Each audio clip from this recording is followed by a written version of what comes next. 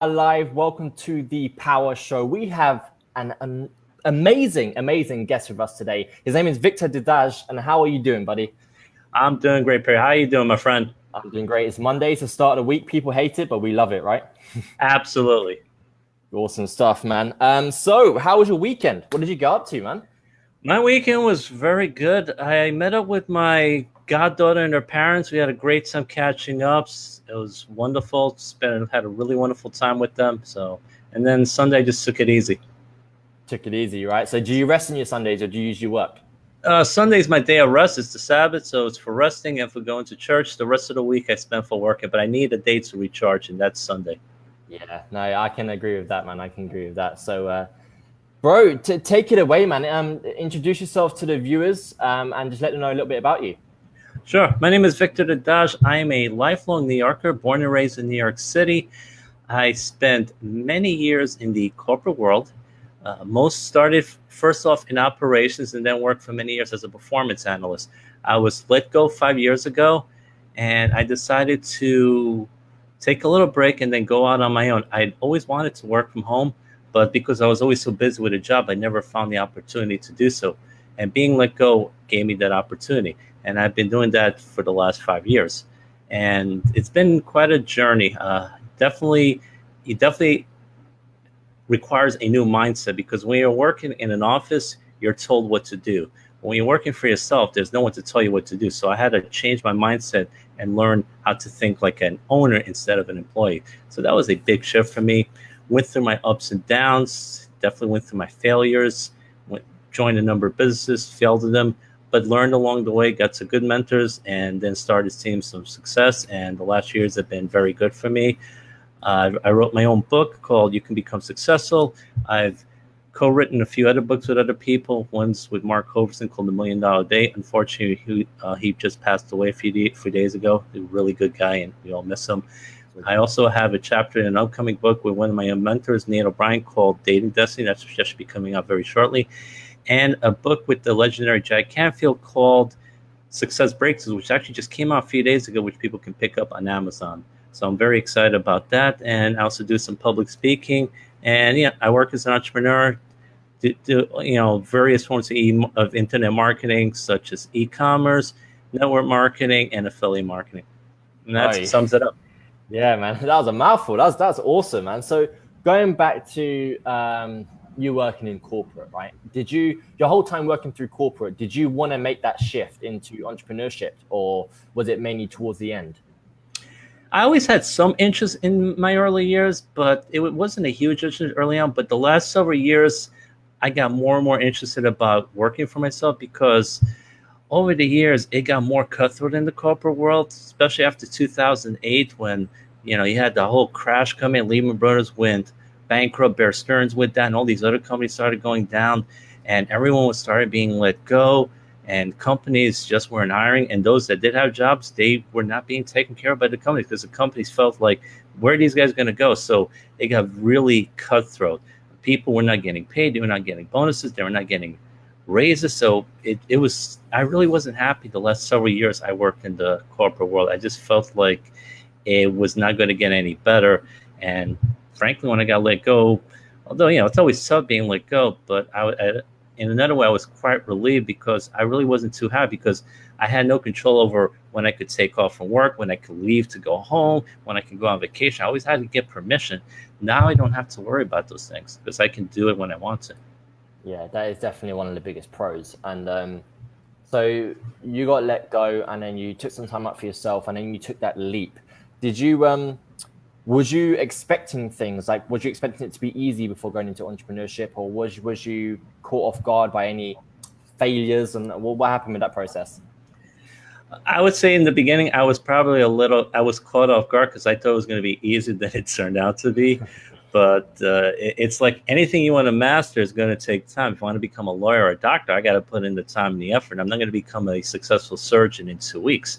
But I think a lot of newbie entrepreneurs, when they go into, say, internet marketing or online marketing, they think they're going to make big money in the first couple of weeks, and it just doesn't work that way. It takes a lot of time. It takes a lot of fails. But with anything, it's going to take some time to learn a new craft. But yeah, I was surprised when I first started because I was doing everything wrong, and also in the beginning I really didn't have a mentor, so that really made for a big learning curve because I was learning on my own.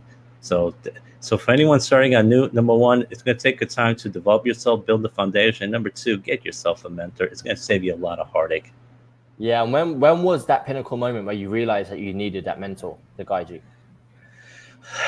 It probably at least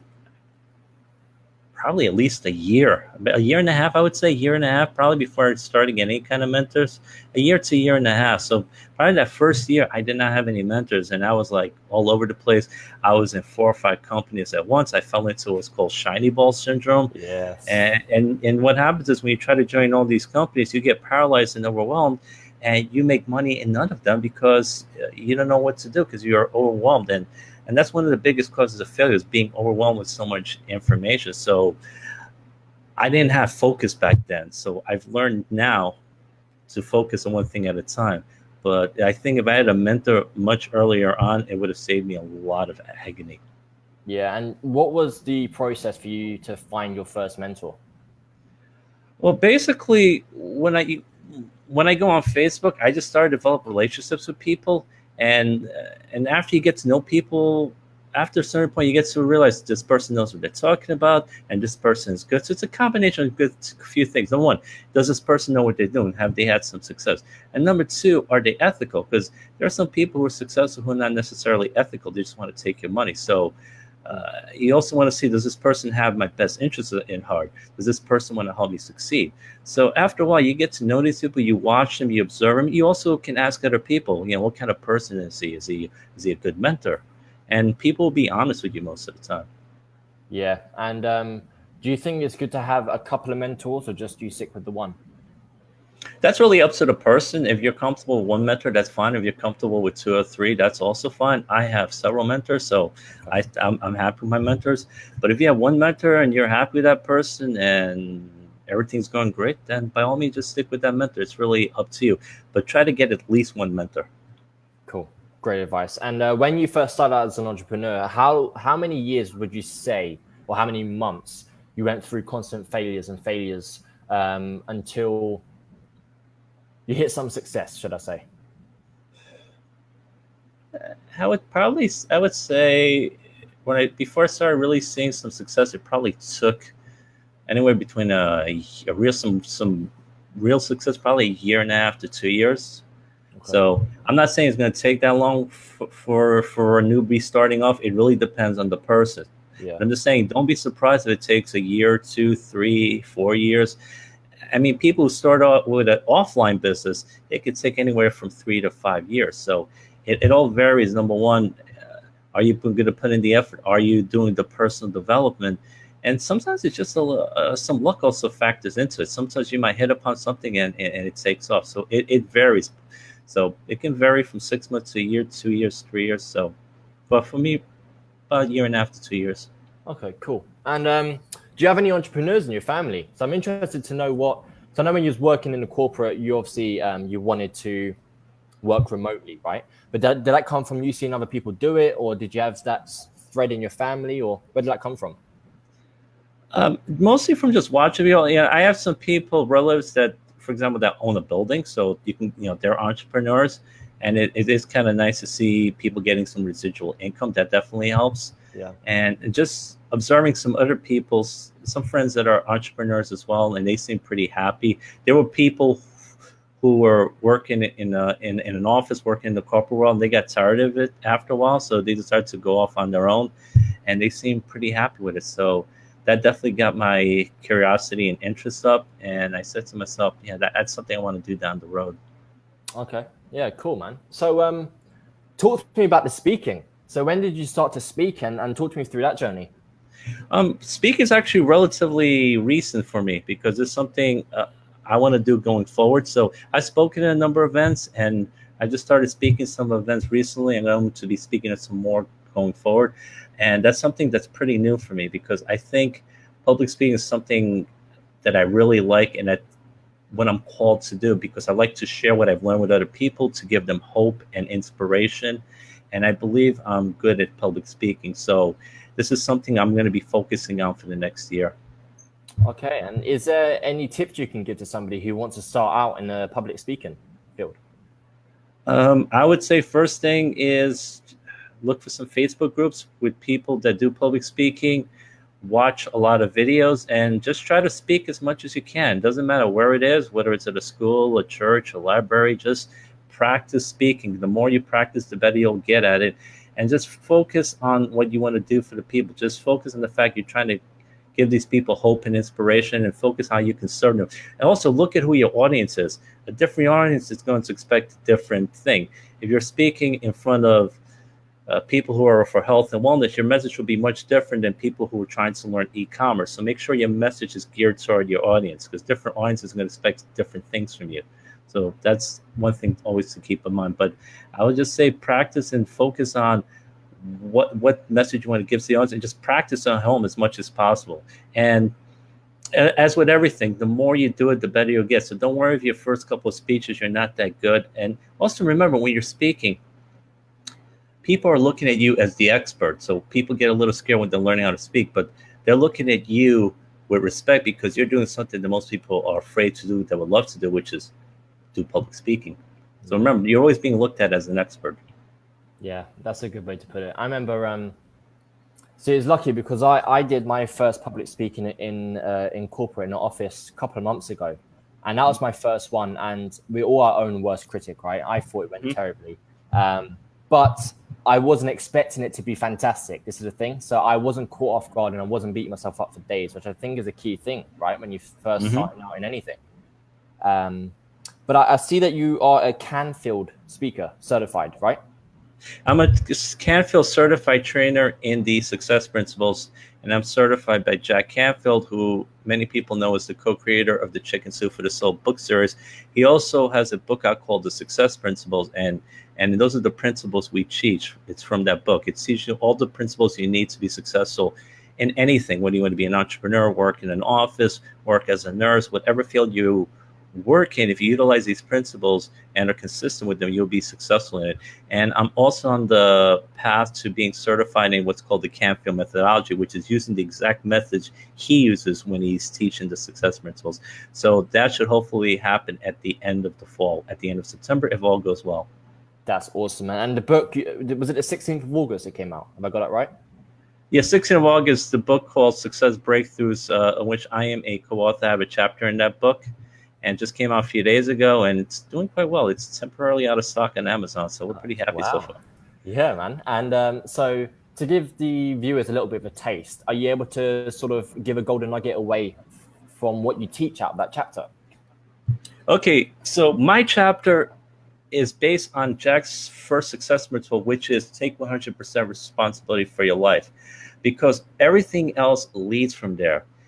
If you don't take 100% responsibility, you blame your parents, you blame your company, you blame the weather, the government, the president, the prime minister, whoever.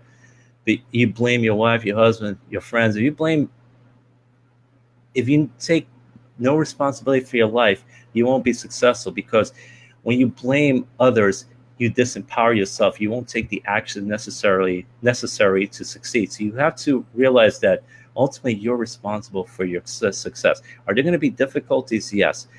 But one thing Jack teaches is a formula called E plus R equals O, which means the event plus the response equals the outcome. So two people can face the same event, but because they have different responses, they're going to have a different outcome. So if two people get stuck in a traffic jam, one person might be yelling and cursing, and they're going to be miserable, while the other person's remaining calm. They're playing their MP3 or their CDs, they're drinking the coffee, and they're happy, and they realize, eventually this traffic jam will stop. They're both in the same event, but they have different responses. So because of those different responses, they have a different outcome. So you realize you have a power which is in your response. So you may not be able to control the event, but you can control your response. And you are responsible for the way you respond to when things happen for you. So when you take 100% responsibility, or at least act like you're 100% responsible, things just tend to work out, because you become solution oriented. You become focused on solving the problem. When you don't take that 100% responsibility, you won't act as much. You won't try to find the solution, and you just let things happen to you instead of trying to figure out how to fix things. Yeah, that's huge. I mean, that was a big learning curve for me a while back. to start taking 100% responsibility. Now, I know there's going to be some people who be listening to this and will really, really struggle to get that ball rolling, to start taking, for example, okay, so like this morning, right, I left out my Apple AirPods on the side, and I then come back later on, and my dog has completely chewed them up, and they're broken, right? So here's an example, right? So some people would completely blame the dog. It's the dog's fault. They get angry at the dog, right? And now I'll hold my hands up. Initially, my first reaction, I did get angry. Not at her. I got angry at the situation. Right. But then I did calm down quite quickly. But then, some people will even now still be fuming at the dog. Getaway dog, right? Do you think is there a certain steps in terms of to start taking 100% responsibility, or do you think it just happens when you make that conscious decision? Well, sometimes you need to take a step back. Like, it's okay, you get angry immediately. If I were you, I probably would have initially gotten angry at the dog as well. But then if I take a step back and say to myself, well, what part did I play in this? And that's what you did. You realize, oh, I forgot I left them there. And if I had taken them with me, I would still have them, and maybe I'd be able to use them. So you always have to look at what part did I play in this. And a lot of times people don't look at it, and it can be hard. It's a big learning curve. It takes practice, and it's because we're so used to blaming everyone for our problems. So it is a bit of a learning curve, something you need to practice. And when you realize your response to it is what gives you the power, and you realize from your response, after thinking over, it's like you changed your response. Initially you were angry, but then you changed your response, and then you calm down. Yeah. Because you realize, okay, what part did I play in this? You realize, okay, you could have done things differently. It did happen. And look, it happens to all of us. I forget something, or I lose something. I forget some item, and someone steals it from me, and I get angry. I get upset. Then later on I realize, man, if I not been so careless, I might still have it with me. So, but it's normal to get upset. Your first reaction to get upset, that is normal. But sometimes when you start thinking it over, it doesn't mean like immediately you always have to realize it. But sometimes it may take like a few seconds or a few minutes, or a half hour or an hour. Sometimes you have to calm down a little bit and realize, what part did I play in this, or what can I do about it now? All right, so maybe I get another pair. These things happen. Yeah. I mean, I have these earphones on. Sometimes they break, and sometimes they happen at the worst possible time. Like I need to head on a trip, and I need to use them. And I can't order them on Amazon Prime and get them in 2 days. So then I'm like, okay, maybe I could run to the store, hopefully buy them. And I may need to pay a little bit more, but it is what it is. I still have it responsible for the way I respond to it. What can I do about this? So that's where my power lies, in how I respond to the situation. That is the key, right? The key is, no matter what happens, it's how you respond to it. 100%. I found that what really helped me, I don't know about other people, but what really helped me think before I react was meditating. A continuous stream of meditation. It's almost as if like things slow down when something happens. I'm able to analyze it. I don't know what your experience with that is, but it helps me. Oh, I agree. I meditate too, and I find it very helpful because it really does slow down things, and it gives your mind a break and a rest. Because people realize physically I need to relax and rest, but also your mind needs to rest sometimes. Your mind is bombarded with stuff all the time. So meditation is a great way to give your mind some rest, and it gives you a chance to think more clearly, because when you clean your mind out, you're able to process things much more clearly, and you can get more in touch with your subconscious mind, which is where most of your power lies. It's not in your conscious mind. 90% of your mind is in your subconscious mind. That's where your real power is. And many of us are not able to access that subconscious mind because we have so many things hitting us, and we just don't realize how much power we have in the back of in that subconscious mind. So I think meditation is a great way to become in tune with what's in your subconscious, and you can come up with some great ideas that can make you more innovative, more productive, and more successful. So would you say meditation is the best way to get in touch and become aligned with your subconscious? Do you?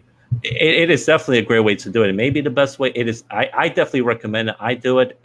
In fact, I'm sure you're familiar with Tim Ferriss, the author of the 4-Hour Workweek. Yeah. He did a survey of 140 leaders who were in the top of their professions, and he asked them a bunch of questions. And one thing that stood out from what he learned from these guys was 90% of these successful people who were at the top of their profession did some form of meditation or morning mindfulness. So that tells you how powerful meditation can be. So these people are doing it constantly. And I recommend, if you want to be more productive, you want to be more successful, I highly recommend meditation. As you can tell, you've had some good results with it. I'm getting good results with it. And a lot of successful people use it to make their lives better. And yeah, you'll be amazed at some of the clarity you'll get and some of the great ideas you'll get when you meditate, when you clear your mind from some of the junk it's being bombarded with. Yeah, for sure. And what would you say could be maybe a first good step for somebody who's never meditated before? Would you say something like 5 minutes, use an app, or what would you suggest? Yeah, you can start off slow. You don't need to do 15 or 20 minutes. You can start off with 5 minutes. If you want to use an app, that's fine. You can YouTube different types of meditations and find out what works best for you. There's so many different methods of meditation, so there's no one right method. So you can just go on YouTube, look up morning meditations or meditations, and just try 4 or 5 different ones and then see what's the best one for you. But yeah, you don't need to start out with 15 to 20 minutes. You probably want to work up to that much. But if you want to start out with, say, 5 or 10 minutes, that's fine, because you may not be used to it. So it'll give you a good feel for it. Yeah, I've been every night so far for the last couple of weeks, I've been listening to Bob Proctor's Abundance.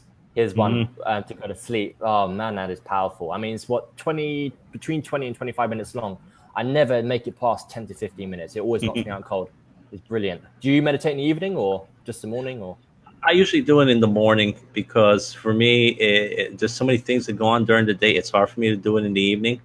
But what I do in the evening, and what I recommend for everyone to do, is the last 45 minutes of the day and also the first 30 minutes of the day are the most important ones, because that's when your subconscious mind is most impressionable. So the 45 minutes at the end of the day, be careful what you're doing. So don't watch the news, don't listen to the news, because there's a lot of negativity there. So instead, do some meditation, do affirmations, do some sort of visualizations, listen to some positive motivational videos, read something very positive, because that's all going to sink into your subconscious mind. Your subconscious mind plays those 45 minutes at the end of the day up to 6 times as much while you're sleeping than the rest of the day, which is why sometimes when you watch a scary movie before you go to bed, you have nightmares. Or if you're cramming for an exam the night before, you're studying hard all the way to like 3 o'clock in the morning, that's sometimes why it works and it helps you do well on the exam, because your subconscious mind is replaying what you're learning up to 6 times as much as the rest of the day. So it's very important how you end your day, also how you start your day, because how you start your day just sets the path for the rest of the day. So it's also important to read positive stuff and listen to positive stuff and do something positive. Yeah, and do you recommend journaling? Journaling is great. Yeah, definitely write down your feelings, write out your thoughts.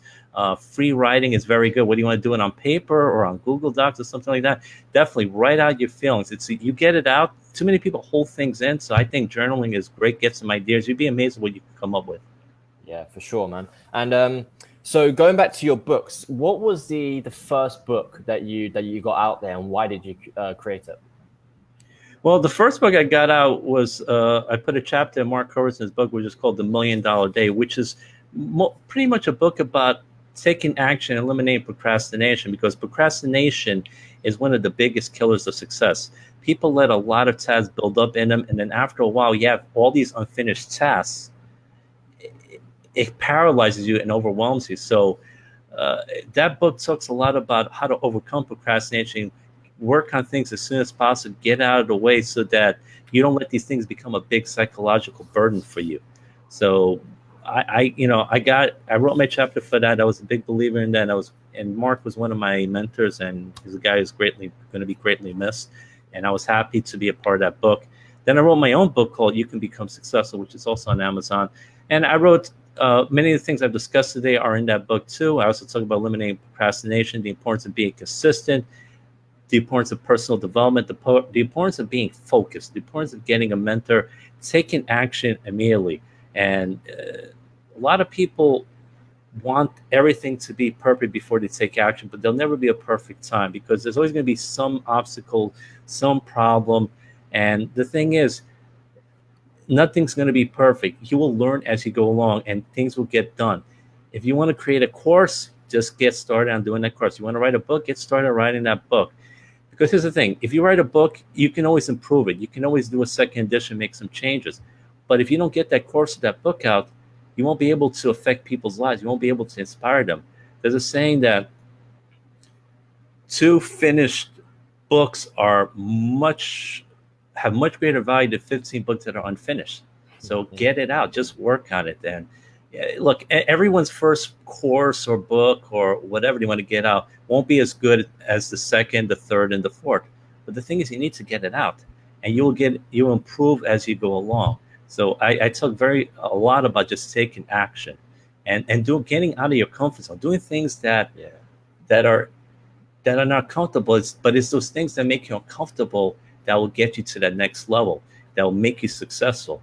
But a lot of people are afraid of it. And also talk about overcoming fear, because most of the things we fear never happen to us when you look at it. Fear stands for false evidence appearing real. And you don't deny the fear, but you feel the fear and do it anyway. Just take action on it. And action is what overcomes fear. Yeah, and what would you say is the best way for someone to get out of their comfort zone?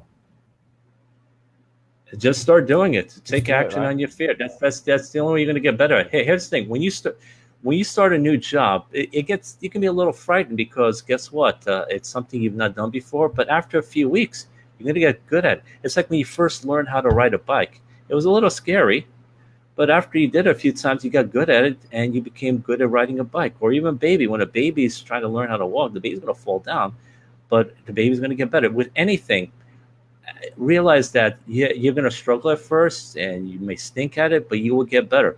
Like a few years ago, I did a 90-day video challenge. And I was scared because I was afraid I would look bad. And you know what? My first few videos, they stunk. But as I got to my video 70, 75, and 80, guess what? I was getting much better. And people were commenting, hey, your videos are getting much better. It's all because I took action. So, and realize that many of the things you're going to take action that you're uncomfortable with, you're probably going to do things people are afraid to do, whether it's doing videos, doing webinars, or writing a book, for example, or getting out a course. Those are things most people won't do. And if you do them and get it out, people are going to respect you for it. You're going to build credibility because you're doing things that most people are afraid to do. Yeah, dude. A couple of weeks ago, here's just an example. A couple of weeks ago, I made the decision to go live every single day without fail, and some days even do more. I mean, like today, this is actually my 4th live today. This, but this is the thing. Like before I clicked to go live the very first time, I was shitting myself like bad, like because you just think of every worst thing that can happen. People are going to comment saying you look like an idiot. And the way that I was in my comfort zone. And what we just said earlier, the way that I got out of that is because I just done it. I literally, but what I did is actually put on music. I put on AC/DC Highway to Hell to pump myself up, close it, and then bang, and then just hit the live. And as soon as I hit it, you can press cancel, but because it's done, it starts loading, and then boom, you're live. And then you deal with it, you get on with it. And then each live, it's like anything, right? You start doing it, starts to get a little bit better. And I've had comments as well saying your video's getting better. And it's just, I wouldn't be here if I didn't want to get out my comfort zone on day one, right? That's what I'm trying to say, which is huge. That's awesome. Thanks for sharing that. That is great. It's an example. You get out of your comfort zone, and you seem very comfortable hosting these live interviews, and keep up the great work. So just take action and see. You're doing great stuff. People are loving your interviews, and I would never guess you started doing this recently. You seem like you've been doing this for quite a while now, because you seem very comfortable and relaxed and good at what you're doing. Oh man, I didn't even pay you to say that. Thank you. I appreciate that. That's brilliant, man. So for the entrepreneurs that are watching this, because I feel like you might be able to give a good answer here. For the entrepreneurs watching this, and they may be in the beginning of their journey, and they're trying different things, and they're failing, right? They're trying and they're failing, and they're sitting there and they're like, I don't know whether I should carry on doing what I'm doing because I feel hopeless. And because I know, because I've been through that same journey, right? Because you've been there as well, what do you think you can say to them to help them not give up today or give up tomorrow, to carry on? Well, number one, behind every successful person is a failure. Everyone that succeeded has failed. They've failed probably 3 or 4 or 5 times at least. There have been many millionaires and billionaires who have made money, lost it all, and then made it back. But you know what it is? You got to work on your personal development. You need to build that foundation. The foundation is very important because when you have that foundation and you really develop yourself, after a while, whether it takes a year, 2 years, 3 years, or 4 years, it depends on the person. Some people just takes longer. But when that foundation is built, then after a while, you're going to start seeing success. I like to use this example of the Chinese bamboo tree. For 4 years, it's building its roots underground. It doesn't do any growing above the ground. Then in its fourth year, it sprouts 90 feet above the ground. Now, did that 90 feet come from 1 second of growth, or was it building its roots for 4 or 5 years? The answer is it took 4 to 5 years for it to sprout 90 feet. But for 4 years, you didn't see any growth. So that's the same way for most entrepreneurial journeys. A lot of times people don't see any growth, but they're really building that foundation. They're really developing themselves, developing all these skills. And then after a certain point, it's going to hit for you, whether it's you're doing it in network marketing, e-commerce, affiliate marketing, cryptocurrency, whatever you're doing, it after a while it's gonna take off for you. But you need to be consistent. Consistency is extremely important, and because there's something called the compound effect that just builds up in you. A lot of times we don't see the results, and I think part of the issue is we live in an age of instant gratification. We expect everything to happen yesterday. But when, like 100 years ago, when the world was mostly an agrarian society, farmers understood that, number one, you plant, you cultivate for like 6 months, and then you harvest. But now everyone wants just to plant and harvest without cultivating. But you need to do some cultivating. You got to put in that effort, and eventually you'll be able to harvest. I'm just telling you right now, if you're starting today and you join some business opportunity, you're not going to make 100,000 in your first week. It's highly unlikely. And if some guy promises you that, run away. You need to. Those guys that are making $10,000 in their first week in these new companies, number one, they have a following. They've been doing this for a number of years, and they probably have emails of at least 100,000 people. So when they send them an email, they're going to get a lot of people joining them in their new company. If you don't know anyone, you don't have an email list, you don't have a following, don't expect to make big money in your first 3 days. It's just not going to happen. But if you're patient and are consistent and focus on one thing. Focus on one company. Don't try to do 12 different things, because you will succeed in none of them. And instead of multiple streams of income, you're going to have multiple streams of debt. So focus is extremely important, because you're going to get so many distractions. You're going to join a company, then someone's going to call you up, say, hey, I have this great company, and it sounds like a good company. And then you're going to join that one and then another one. So try to focus on one company. You have to learn how to say no. I have to say no to a lot of people all the time. There are people pitching me all the time. And some of these opportunities sound good, but I say to them, it's nothing against you. It's for me. I'm sure it's a great opportunity, but right now I have more than enough. Yeah. And just before we go, just to add to that is, I can definitely agree. And what was big for me, which was negatively impacting me when I was starting out, was two things. One was, well, both of them are comparing myself to someone else, right? Mm-hmm. But one of them was going onto Instagram and seeing another person who is my age driving a Lamborghini. I'm like, well, how come he's got that and I don't have that? I've been hustling hard for a year, 2 years, and I haven't got it. And then I beat myself down. That was one thing. Then the other thing would be where, let's just say I join a course at the same time as someone else, and we start communicating, and we fast forward 6 months, and I haven't had any growth, and then he's already at 10 grand a month. And then I beat myself down. So I think a lot of entrepreneurs do that. They just compare themselves left, right, and center. Nothing good can come from it, right? I totally agree with you. I've done that in the past myself. And if you compare yourself to someone who started in a similar situation, you'll never come out even. Either you'll be ahead or they'll be ahead. And if they're ahead of you, you're going to beat yourself senseless for no reason whatsoever.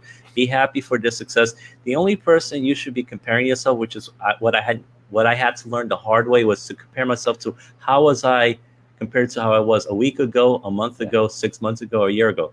And if I'm doing better than I was a month ago, then I should be happy. As long as I'm making progress on myself, that's the only focus I should have. Because if I start comparing myself to other people, I'm going to make myself miserable. And that's something you found out too. So I recommend to anyone out there, and I think you would agree too, just compare yourself to how you were last week, last month, 3 months ago. And if you're doing better, then be happy, appreciate your progress. Focus on your own progress. Don't worry about other people. Love it, dude. Just want to say thank you so much for coming on today. You've dropped value bombs left, right, and center, so I really appreciate that. very quickly, where can people follow you and where can they reach out to you if they want to? Sure. Anyway, first I want to say it was a pleasure being on the show, Perry. I had a great time with you. And it's great talking to you. So if people want to reach out to me, they can follow me on Facebook at facebook.victordedaj.com. And my last name is spelled D as in David, E as in Eddie, D as in David, A as in Apple, J as in James.